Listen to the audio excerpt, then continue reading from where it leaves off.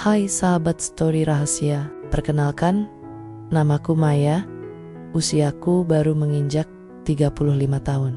Di usia ini, banyak orang bilang, aku adalah definisi wanita beruntung. Aku punya suami seperti Bram, seorang pengusaha properti yang wajahnya sesekali muncul di majalah bisnis. Tubuhnya tegap, bicaranya tegas, dan dia selalu memastikan aku memakai barang bermerek dari ujung kepala hingga kaki. Pagi ini, seperti biasa, aku duduk di meja makan marmer yang luasnya bisa dipakai main pingpong. Sunyi, hanya terdengar denting sendok Bram yang beradu dengan piring porselennya. Maya, besok malam ada jamuan makan malam dengan kolega penting. Pakai gaun hitam yang baru kubelikannya. Jangan lupa perhiasan yang senada, ucap Bram tanpa mengalihkan pandangan dari tablet di tangannya. Iya mas, jawabku pelan. Hanya itu, tidak ada pertanyaan. Bagaimana tidurmu? Atau apa rencanamu hari ini? Bagi Bram, aku adalah aset. Aku adalah pendamping yang harus terlihat sempurna untuk menjaga citranya di depan dunia. Aku merasa seperti vas bunga mahal di sudut ruangan, indah dipandang, tapi tak pernah benar-benar diajak bicara. Aku menatap pantulan diriku di cermin besar ruang tengah. Wajahku cantik, tapi mataku terlihat lelah. Ada sesuatu yang kosong di sana. Aku merasa hidupku sudah selesai, terjebak dalam rutinitas, menjadi istri Pak Bram yang patuh. Sampai sore itu, sebuah panggilan telepon masuk ke ponsel Bram saat kami sedang bersantai di ruang keluarga. Ah, Adrian, akhirnya kamu punya waktu. Suara Bram tiba-tiba terdengar antusias, nada yang jarang ku dengar saat dia bicara padaku.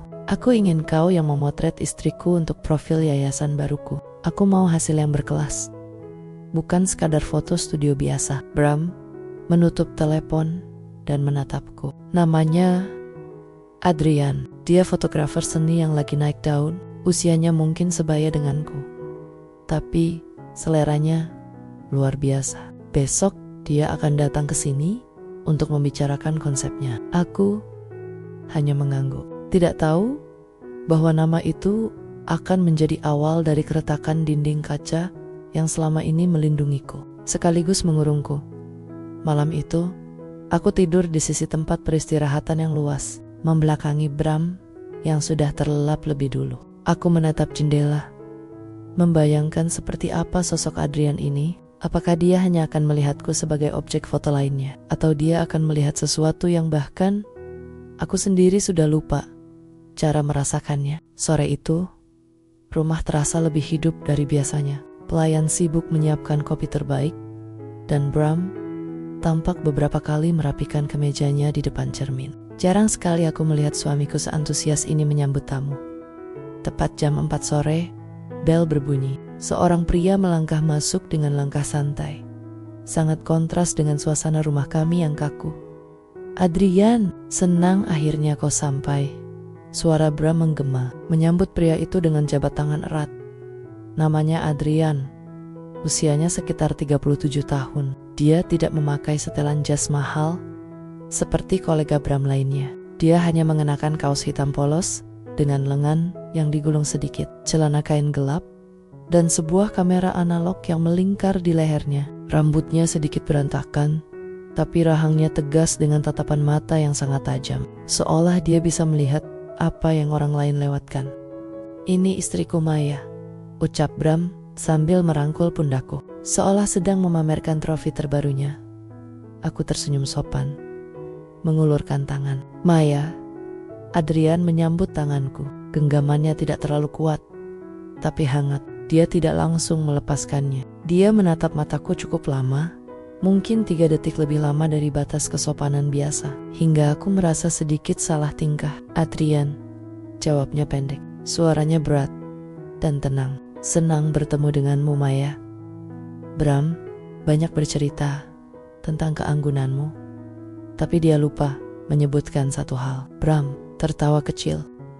APA, it's... Adrian melepaskan tanganku, lalu beralih menatap kamera di lehernya. Dia lupa bilang, kalau matamu menyimpan banyak cerita yang belum sempat tertulis. Kalimat itu sederhana, tapi rasanya seperti sengatan listrik kecil di dadaku. Selama bertahun-tahun, orang-orang memuji kecantikanku, kulitku, atau gaunku, tapi tidak ada yang pernah bicara tentang apa yang ada di dalam mataku.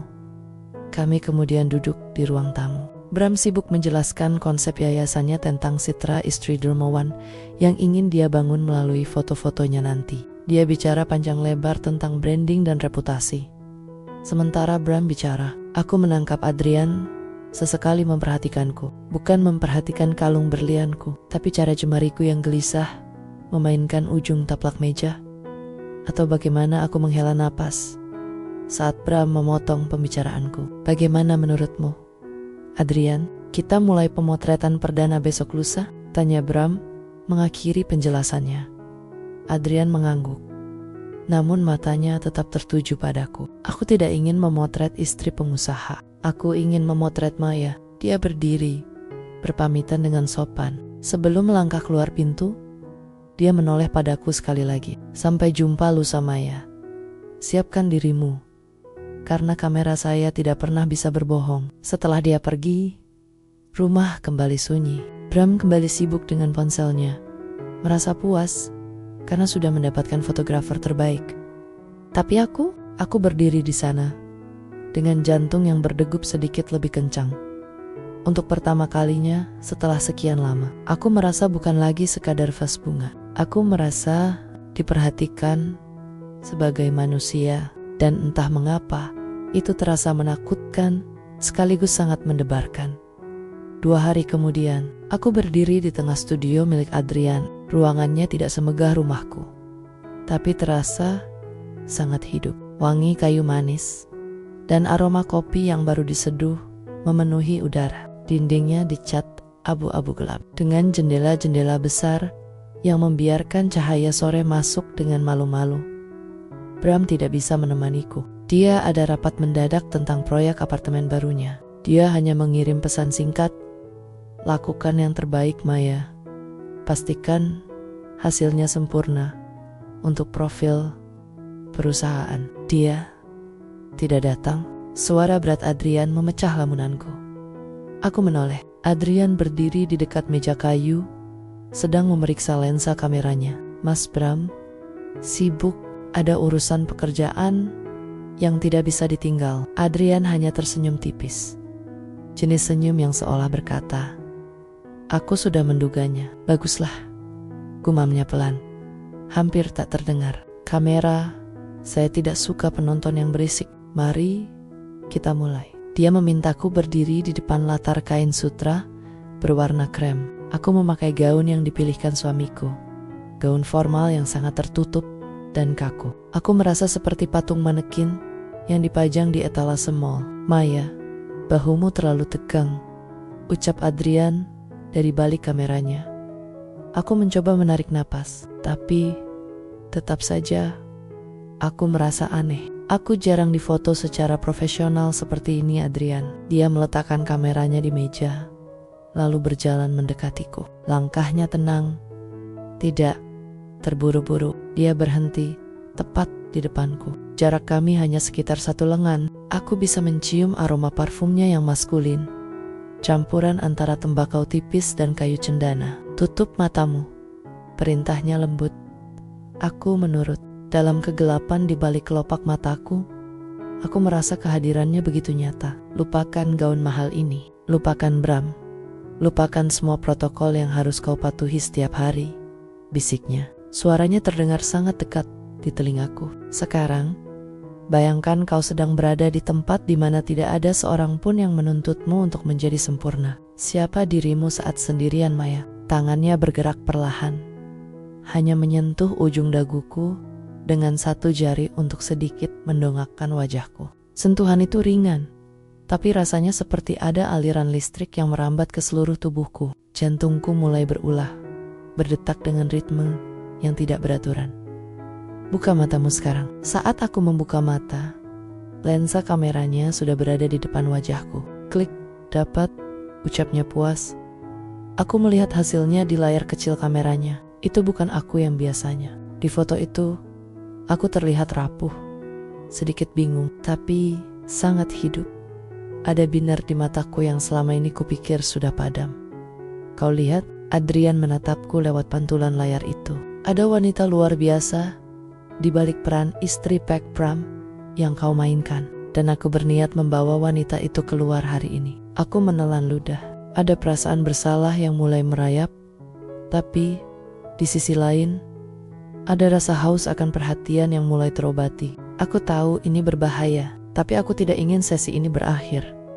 Sesi pemotretan hari itu terasa jauh lebih lama dari yang dijadwalkan. Tapi anehnya, aku sama sekali tidak merasa lelah. Malah, aku merasa seolah baru saja bangun dari tidur panjang yang membosankan. Cukup untuk hari ini, kata Adrian sambil meletakkan kameranya. Dia mengusap wajahnya sebentar, lalu menatapku dengan binar kepuasan. Kau luar biasa, Maya. Jauh lebih hidup daripada yang kubayangkan. Aku merapikan gaunku yang sedikit kusut. Terima kasih, Adrian. Aku tidak menyangka bisa merasa seceria ini di depan kamera. Mungkin karena kau tidak sedang berakting. Balasnya pendek. Dia berjalan ke arah mesin kopi kecil di sudut studio. Mau kopi atau teh? Aku punya teh melati yang sangat menenangkan. Teh saja.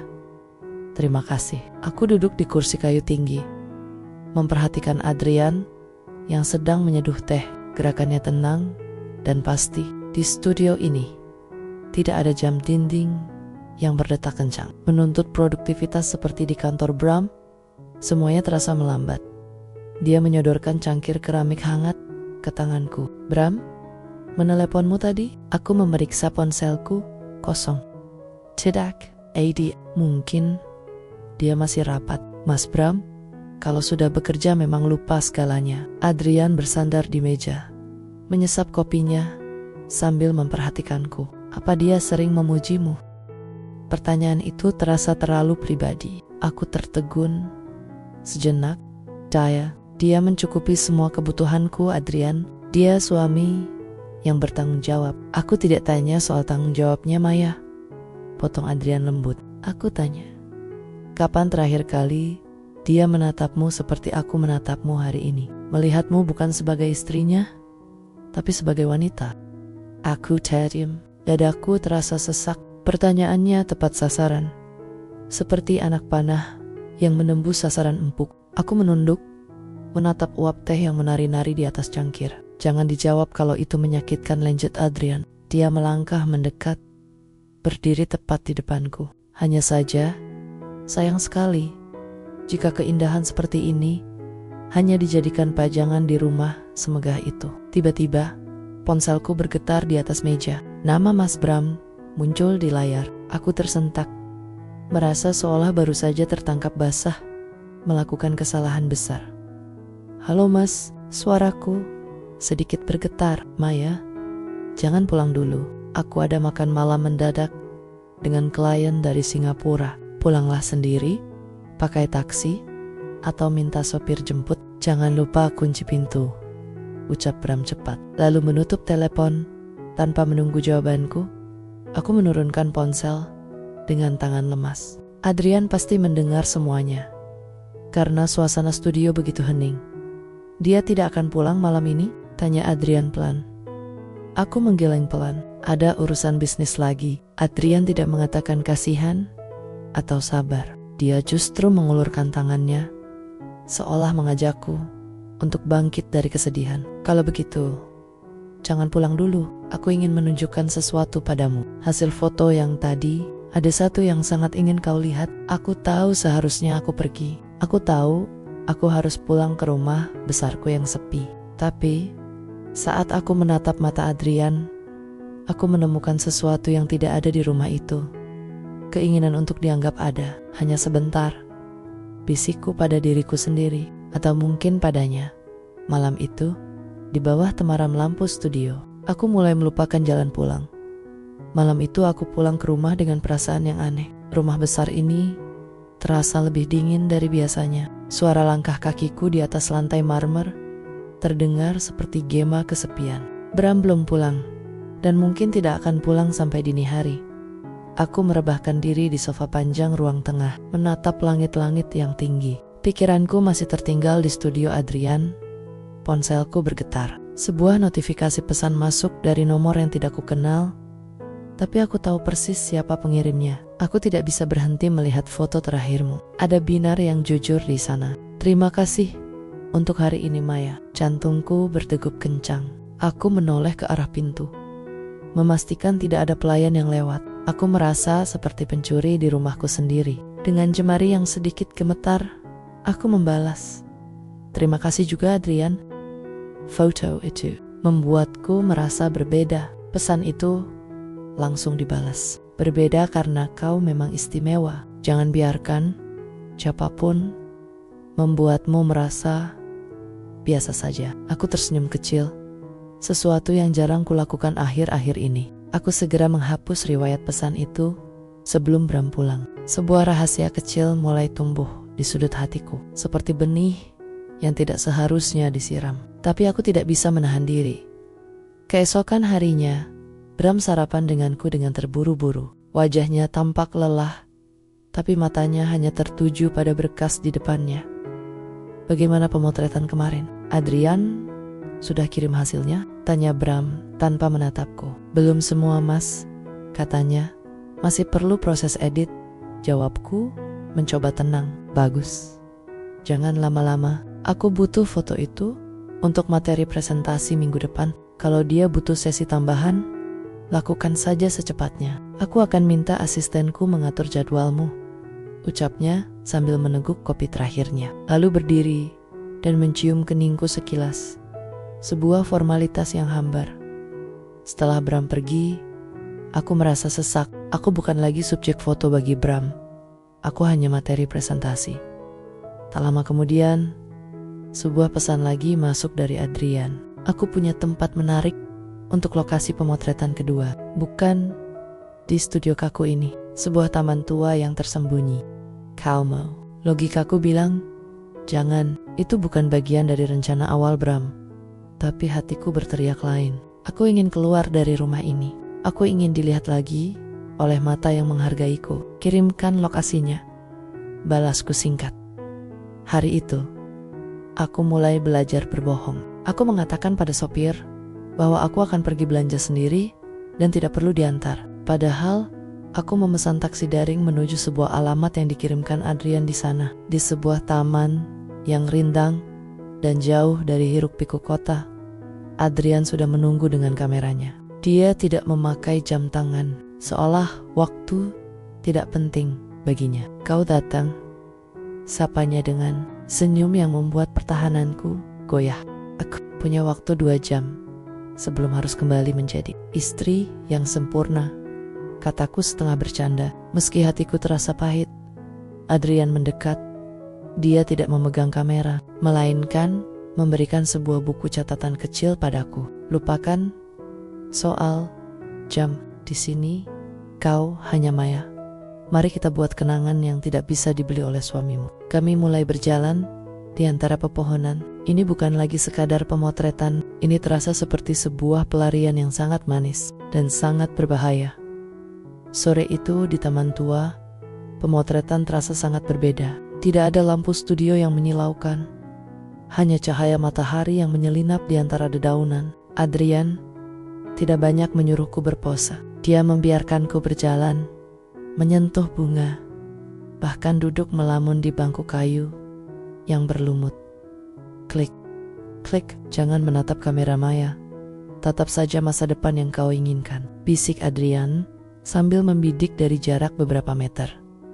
Aku tertawa kecil, tawa yang lepas, dan tawa yang sudah lama tidak kudengar dari bibirku sendiri. Masa depanku sudah tertulis di atas kertas nikah Adrian. Tidak banyak pilihan di sana. Adrian menurunkan kameranya. Dia menghampiriku dan duduk di ujung bangku yang sama. Kertas bisa robek Maya, dan tinta bisa pudar. Yang tidak bisa hilang adalah apa yang kau rasakan di sini, katanya sambil menunjuk dadanya sendiri.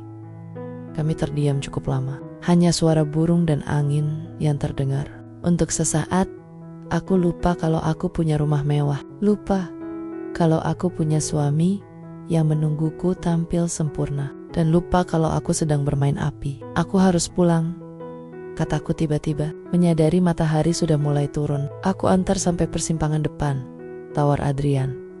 Di dalam mobilnya yang sederhana, namun beraroma kayu cendana, aku merasa lebih tenang daripada di dalam mobil mewah suamiku. Sebelum aku turun, Adrian memberikan sebuah amplop coklat kecil. Ini hasil cetakan manual dari sesi pertama. Simpanlah.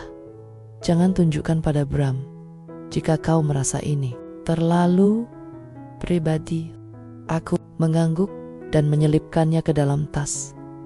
Sesampainya di rumah, aku langsung mandi dan berganti pakaian. Aku berusaha bersikap biasa saja saat mendengar suara mobil Bram masuk ke garasi. "Maya, aku pulang," seru Bram. Dia masuk ke kamar, tapi langkahnya terhenti saat dia mendekatiku untuk mencium keningku seperti biasa. Dia mengendus udara di sekitarku. "Kau pakai parfum baru?" tanyanya dengan kening berkerut. Ponnya bukan seperti parfum Prancis yang kubelikan. Ini seperti bau kayu-kayuan dan ada sedikit aroma tembakau. Jantungku serasa berhenti berdetak. Itu aroma dari studio dan mobil Adrian. Oh, itu. Tadi aku mampir ke toko buku tua dan kedai kopi saat menunggu jemputan. Jawabku cepat, mencoba terdengar santai. Mungkin aromanya menempel di bajuku. Bram menatapku tajam selama beberapa detik, seolah sedang memindai kebenaran di mataku. Lain kali, langsung pulang saja. Aku tidak suka istriku berkeliaran di tempat-tempat seperti itu sendirian. Tidak bagus untuk citra kita. Dia lalu berbalik, sibuk dengan ponselnya lagi. Aku menarik napas lega, tapi tanganku gemetar. Aku segera menuju meja rias dan melihat amplop coklat di dalam tasku. Saat aku membukanya di bawah cahaya lampu meja yang temaram, itu foto wajahku yang sedang tertawa lepas. Namun ada air mata yang hampir jatuh di sudut mataku. Di belakang foto itu ada tulisan tangan Adrian. Sembunyi sejauh apapun, kamera saya selalu tahu di mana hatimu berada. Aku segera menyembunyikan foto itu di bawah tumpukan baju di lemari. Sebuah rahasia baru, sebuah aroma baru, dan sebuah ketakutan baru kini mulai memenuhi ruang tidurku yang dingin. Suasana di rumah semakin terasa seperti medan perang yang sunyi. Bram menjadi lebih pendiam, tapi matanya seolah selalu mengawasiku. Dia mulai sering menanyakan jadwal kegiatanku dengan sangat detail. "Besok sesi terakhir dengan Adrian kan?" tanya Bram saat kami makan malam. Suaranya datar, tanpa emosi. "Iya mas, hanya tinggal beberapa pengambilan gambar terakhir untuk cover buklet yayasan," jawabku sembari memotong daging di piringku dengan tangan sedikit kaku. "Bagus, selesaikan secepatnya. Aku mulai merasa proyek ini menyita terlalu banyak waktumu," ucapnya dingin. Keesokan harinya, aku kembali ke studio Adrian. Tapi kali ini, aku merasa ada yang berbeda. Perasaan bersalahku bercampur dengan rasa rindu yang aneh. Begitu aku masuk, Adrian sedang berdiri di depan sebuah papan besar yang tertutup kain hitam. "Maya, kau tampak gelisah," sapa Adrian tanpa basa-basi. Dia selalu tahu apa yang kurasakan, bahkan sebelum aku berucap. "Bram," mulai curiga Adrian, "kita harus segera menyelesaikan ini. Aku tidak bisa terus-menerus berbohong," kataku dengan suara yang hampir pecah. Adrian berjalan mendekat, tapi dia tidak mengambil kameranya. Dia justru menarik kain hitam yang menutupi papan itu. Aku tersentak. Di sana tertempel belasan foto diriku yang diambil dari berbagai sudut. Saat aku melamun di taman, saat aku tertawa, bahkan saat aku tampak sedih menatap jendela studio. Semua foto itu sangat indah, tapi ada satu yang membuatku terpaku. Foto saat aku sedang memejamkan mata di sesi pertama, dengan sentuhan tangannya di daguku yang tertangkap lewat pantulan cermin. "Ini bukan untuk yayasan Adrian. Ini pribadi," bisikku. "Mima, ini bukan untuk suamimu. Ini adalah caraku memberitahumu bahwa ada seseorang yang benar-benar memahamimu tanpa kamu perlu bicara," balas Adrian. "Bram hanya ingin memilikimu sebagai pajangan Maya, tapi aku ingin memilikimu sebagai jiwa yang bebas." "Tapi aku istrinya Adrian," suaraku naik satu nada, antara ingin menyangkal dan ingin menangis. Tepat saat itu, pintu studio terbuka dengan keras. Aku berjingkat kaget, jantungku serasa merosot ke perut. Bram berdiri di sana, masih mengenakan setelan jas kantornya yang rapi. Wajahnya merah padam, dan matanya menatap tajam ke arah papan penuh foto diriku itu. Jadi ini alasan kenapa kau selalu pulang terlambat. Suara Bram rendah, tapi penuh ancaman. Miles, ini tidak seperti yang kamu lihat. Aku mencoba mendekat, tapi langkahku terhenti saat Bram mengangkat tangannya. Bram tidak berteriak. Dia justru berjalan perlahan menuju papan foto itu, menatap satu persatu gambar wajahku yang tampak begitu bahagia. Kebahagiaan yang tidak pernah dia lihat saat aku. Seorang fotografer tidak akan mengambil foto sedalam ini jika tidak ada sesuatu di baliknya, ucap Bram sambil menoleh ke arah Adrian. Suasana studio menjadi sangat mencekam. Dua pria itu saling berhadapan, dan aku berdiri di tengah-tengah mereka, merasa seperti kaca yang siap pecah kapan saja. Udara di dalam studio terasa mendadak hilang. Aku berdiri mematung di antara dua pria yang memiliki dunia yang sangat berbeda. Bram dengan kekuasaannya, dan Adrian dengan kejujurannya. Bram berjalan mendekati salah satu foto yang paling besar. Foto di mana aku tersenyum sangat lepas sambil menatap ke arah samping. Bram menyentuh bingkai foto itu dengan kasar. Aku membayarmu untuk memotret asetku, Adrian, bukan untuk mencuri jiwanya, ucap Bram. Suaranya bergetar karena menahan amarah yang teramat sangat. Adrian tidak mundur selangkah pun. Dia melipat tangannya di dada dengan tenang. Kamu tidak pernah bisa mencuri sesuatu yang sudah lama kamu telantarkan. Bram, kamu punya dia di rumahmu, tapi kamu tidak pernah benar-benar memilikinya. Cukup, teriakku. Suaraku bergetar hebat. Aku tidak sanggup mendengar mereka membicarakanku seolah aku adalah barang yang sedang diperebutkan. Bram menoleh padaku. Matanya yang biasanya dingin kini tampak terluka, tapi tetap penuh dengan ego. Pulang, Maya. Masuk ke mobil sekarang juga. Mas, dengarkan aku dulu. Pulang, atau kau tidak akan pernah punya kesempatan untuk menjelaskan apapun lagi, potong Bram dengan nada yang sangat tajam. Aku menatap Adrian. Dia hanya diam, namun matanya seolah bicara. Keputusan ada di tanganmu. Ada bagian dari diriku yang ingin lari ke belakang Adrian dan meminta perlindungan, tapi ada bagian lain yang merasa bersalah karena telah mengkhianati komitmenku. Dengan langkah gontai, aku berjalan melewati Adrian. Saat aku berada di sampingnya, dia membisikkan sesuatu yang hanya bisa kudengar olehku. Jangan biarkan dia menghapus senyum di foto itu, Maya. Aku tidak menoleh. Aku terus berjalan mengikuti Bram keluar dari studio. Di dalam mobil mewah yang biasanya terasa nyaman, kini terasa seperti peti mati yang berjalan. Bram memacu mobilnya dengan kecepatan tinggi tanpa mengucapkan satu kata pun. Sesampainya di rumah, dia membanting pintu dengan keras dan berdiri di tengah ruang tamu yang luas. Berapa kali kau menemuinya tanpa izin dariku? Tanya Bram membelakangiku. Ini bukan soal berapa kali, Mas, tapi soal kenapa aku merasa perlu menemuinya, jawabku, mencoba mengumpulkan sisa-sisa keberanianku. Bram berbalik, wajahnya tampak hancur. Kau punya segalanya, Maya. Rumah ini, perhiasan itu, posisi sosial, apa yang kurang? Aku kurang merasa ada, Mas. Di rumah ini aku hanya pelengkap. Di depan kameranya, aku merasa menjadi manusia. Tangisku pecah. Semua sesak yang kupendam berbulan-bulan, bahkan bertahun-tahun, tumpah malam itu. Bram terdiam. Dia tampak kaget melihatku meledak seperti itu. Dia ingin mendekat, tapi tangannya tertahan di udara.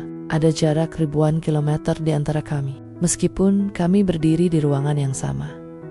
Malam itu, untuk pertama kalinya, aku tidak tidur di ruangan yang sama dengan Bram. Aku mengunci diri di ruangan lain, memeluk bantal, dan menyadari bahwa hidupku tidak akan pernah sama lagi. Bingkai emas itu sudah retak, dan aku tidak tahu apakah aku ingin memperbaikinya atau justru menghancurkannya sekalian. Pagi itu, tidak ada aroma kopi yang biasanya disiapkan pelayan untuk kami berdua. Aku terbangun dengan mata sembab di sofa ruang santai. Matahari masuk melalui celah gorden, menyinari debu-debu yang menari di udara, seolah mengejek hidupku yang terlihat indah dari luar, tapi sebenarnya berantakan di dalam. Aku mendengar suara langkah kaki. Bram sudah rapi dengan setelan kerjanya, tapi tidak ada tas kerja di tangannya. Dia duduk di kursi di hadapanku, menatapku dengan tatapan yang sulit diartikan. "Aku tidak tidur semalaman," ucap Bram pelan. Suaranya serak. Aku memikirkan kata-katamu tentang menjadi pajangan. Aku hanya diam, memeluk lututku sendiri. "Maya, aku memang bukan pria yang pandai merangkai kata seperti fotografer itu," lanjutnya. "Bagiku, bekerja keras dan memberimu kemewahan adalah caraku mencintaimu. Tapi rupanya aku salah membaca apa yang kau butuhkan. Untuk pertama kalinya dalam bertahun-tahun, aku melihat celah di balik topeng ketegasan suamiku. Dia tampak rapuh, tapi anehnya, rasa sakit yang kurasakan tidak serta-merta hilang. Lalu sekarang, bagaimana mas?" Tanyaku lirih. "Aku akan memberimu waktu. Pergilah ke rumah ibumu, atau kemanapun kau ingin menenangkan diri. Aku tidak akan mencarimu. Aku tidak akan meneleponmu. Putuskan apa yang benar-benar kau inginkan. Jika kau ingin kita berakhir, aku akan menerimanya. Tapi jika kau ingin kembali, rumah ini akan tetap di sini." Bram berdiri dan meletakkan sebuah kunci mobil lain di atas meja. Dia berjalan keluar tanpa menoleh lagi. Aku terduduk lemas. Ini adalah kebebasan yang aku inginkan, tapi rasanya sangat berat. Saat aku sedang melamun, ponselku bergetar. Sebuah pesan dari Adrian. "Aku ada di dermaga lama, tempat di mana cahaya matahari terbenam terlihat paling jujur. Kalau kau butuh tempat untuk bernapas, aku di sini." Tanpa kamera, hanya aku. Aku menatap kunci mobil di meja, lalu menatap layar ponselku. Dua pilihan ada di depanku. Satu menawarkan kemapanan dan penebusan dosa. Yang lain menawarkan kebebasan dan gairah yang selama ini kurindukan.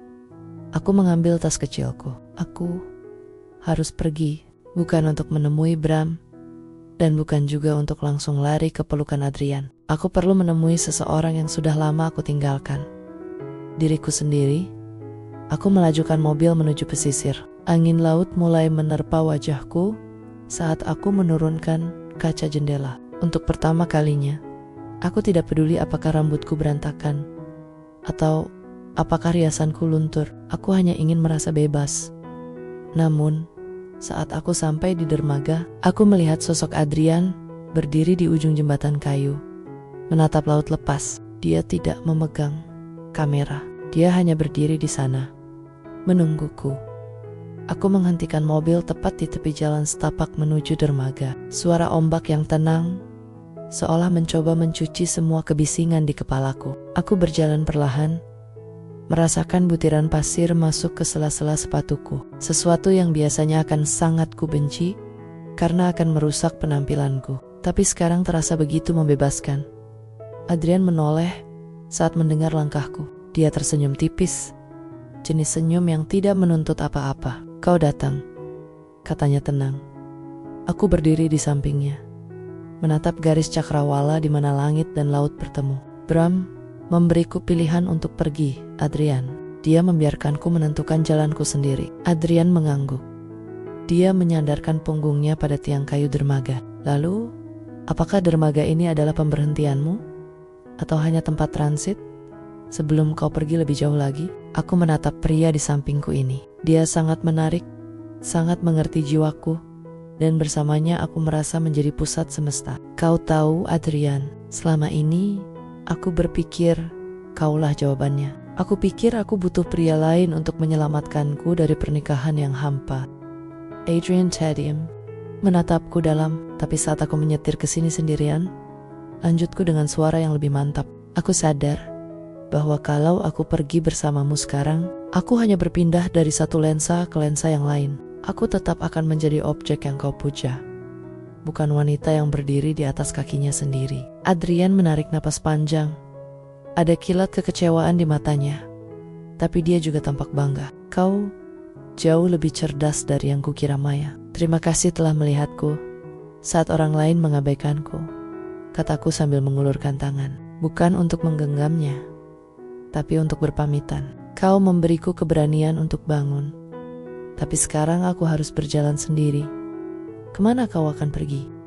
Tanya Adrian. Ke tempat di mana aku tidak perlu menjadi istri Pak Bram atau model Adrian. Aku ingin mencari tahu siapa Maya sebenarnya saat dia tidak sedang dipotret atau dipajang. Aku berbalik, meninggalkan Adrian yang masih berdiri di sana. Anehnya, hatiku tidak sesakit yang kubayangkan.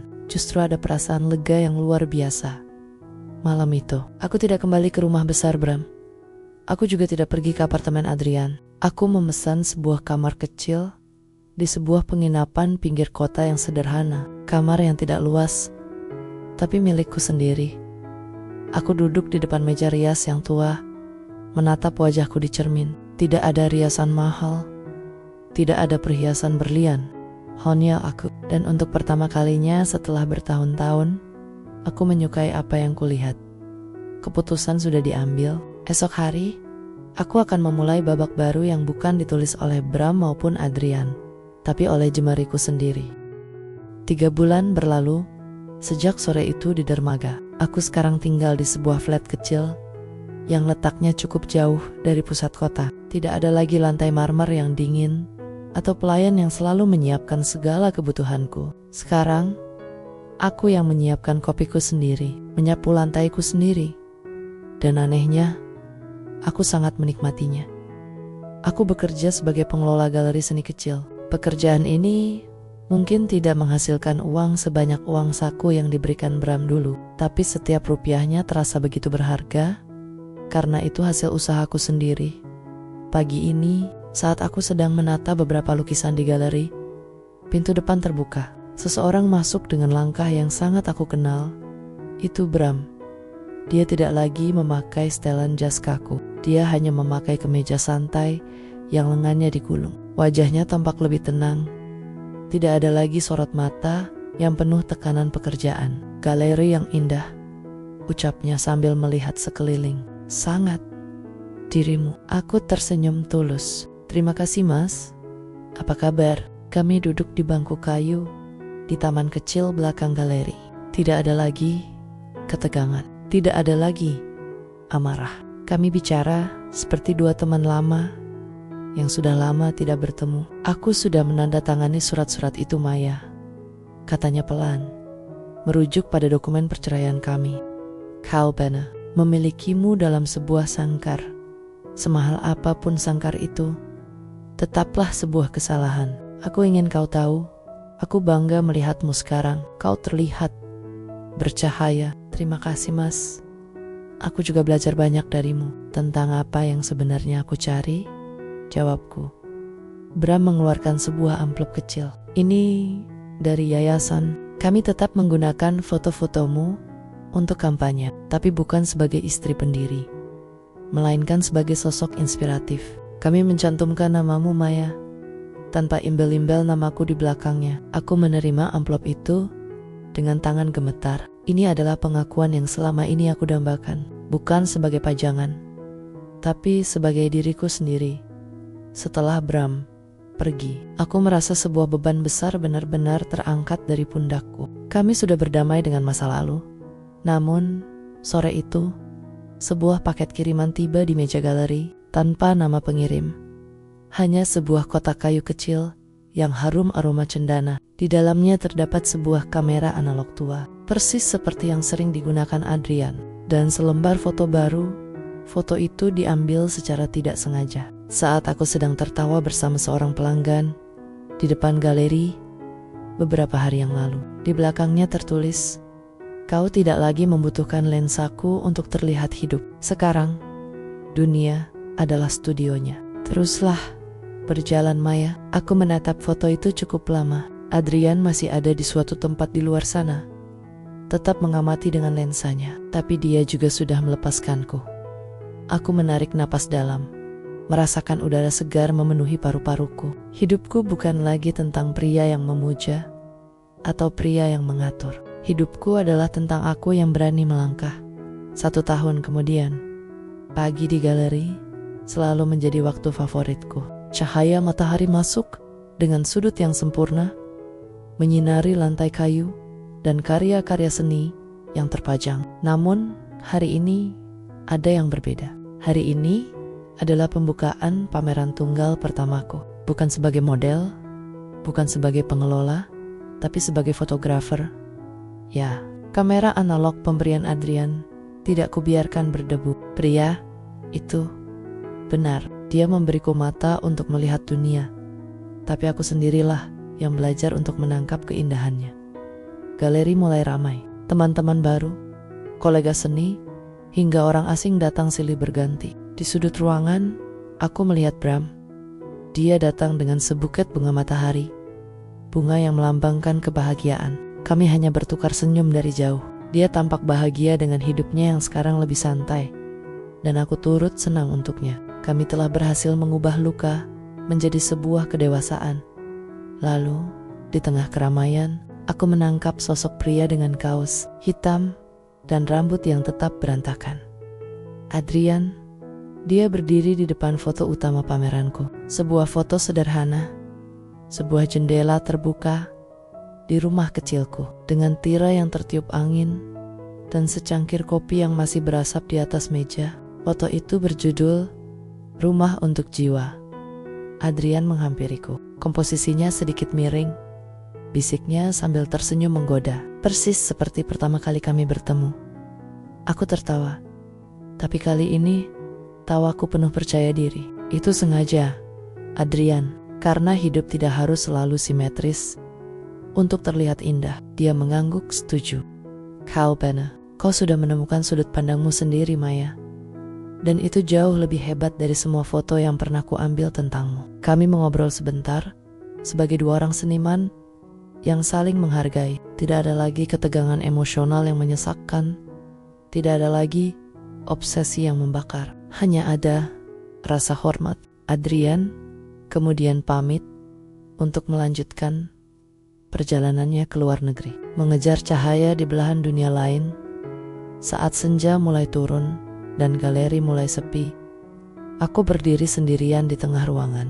Aku mengambil kameraku, membidik pantulan diriku di kaca galeri yang bertuliskan Maya, pameran fotografi, identitas. Klik. Dulu, aku adalah wanita yang takut akan masa depan. Aku adalah istri yang merasa hampa dan model yang merasa terasing. Tapi aku adalah sutradara bagi hidupku sendiri. Aku tidak lagi menunggu seseorang untuk datang dan menyelamatkanku. Aku tidak lagi menunggu seseorang untuk memotretku agar aku merasa cantik. Karena sekarang aku tahu bahwa kecantikan sejati adalah saat kita berani jujur pada diri sendiri, melepaskan apa yang membelenggu dan berjalan menuju cahaya dengan kaki sendiri. Aku mematikan lampu galeri, mengunci pintu, dan melangkah keluar menuju malam yang cerah. Duniamu mungkin kaku seperti bingkai foto, tapi ingatlah, kaulah yang memegang kameranya. Tamat.